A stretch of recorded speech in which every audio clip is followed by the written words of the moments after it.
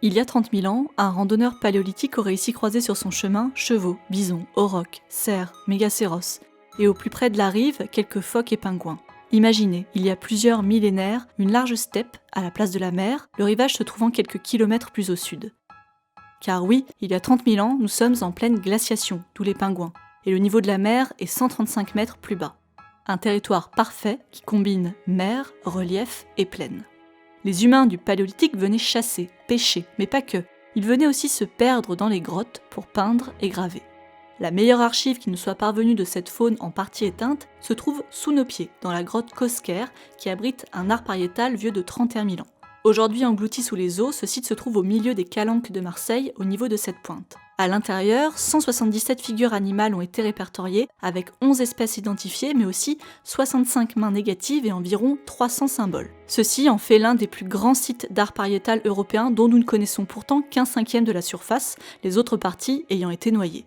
Immergé il y a 10 000 ans, l'entrée du site est réservée à quelques rares plongeurs qui parviennent à se faufiler dans un boyau long de 137 mètres avant de parvenir aux salles ornées. Cet obstacle physique a évidemment contribué à l'incroyable conservation des peintures. Aucun humain n'a mis les pieds dans la grotte avant 1991, date de sa découverte par Henri Cosquer, plongeur et inventeur du site. Si ce lieu est resté préservé des humains, il l'a aussi été des changements climatiques. Depuis 2014, des scientifiques s'intéressent au devenir de ces œuvres et le laboratoire de recherche CEREG tente de savoir combien de temps résisteront ces peintures et gravures au changement climatique et à la montée des eaux. Ainsi, cette équipe de recherche a mis en évidence, grâce à des analyses hydrogéologiques, que les conditions climatiques de la grotte diffèrent beaucoup de celles que connaissent les randonneurs quelques mètres de calcaire plus haut.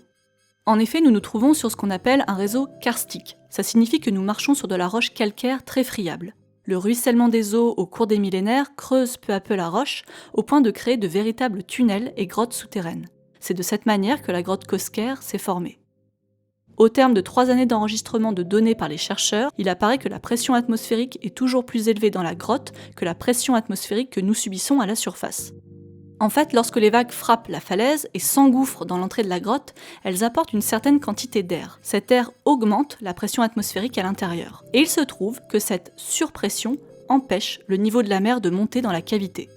Finalement, la grotte fonctionne comme un écrin pour les trésors qu'elle abrite. Elle s'autorégule et veille seule au bon entretien de ses œuvres depuis 31 000 ans. Cette caractéristique géologique est une chance puisqu'elle permet de conserver un patrimoine historique exceptionnel.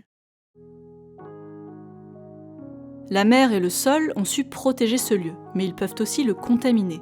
Pollution marine venue des navires, rejets côtiers dont agents chimiques industriels et hydrocarbures ne s'arrêtent pas aux portes de la grotte.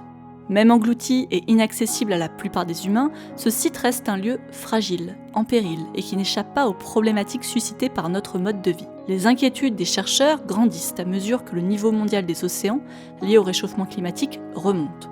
Si ce phénomène risque bien de causer l'extinction de l'ours polaire, il pourrait aussi faire disparaître les 3 seuls spécimens dessinés de pingouins de Méditerranée.